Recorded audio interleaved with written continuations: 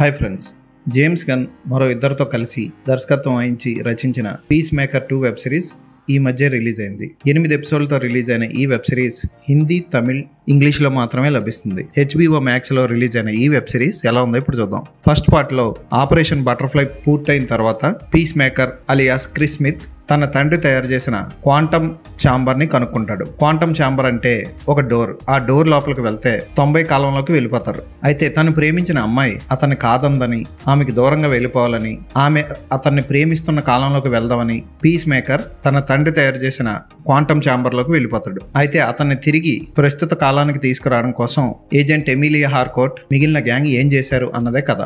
John సేనా piece maker పాత్రలో బాగా చేశాడు. అయితే క్వాంటమ్ ఛాంబర్లోకి వెళ్ళిన తర్వాత అందరికీ తమ డూపులు కనబడుతూ ఉంటారు. అంటే ఆ కాలంలో ఉన్న అదే మనుషులు కనబడుతూ ఉంటారు. వాటితో దర్శకుడు మ్యాజిక్ చేశాడని చెప్పొచ్చు. సరదాగా సాగుతూ అక్కడక్కడ కామెడీ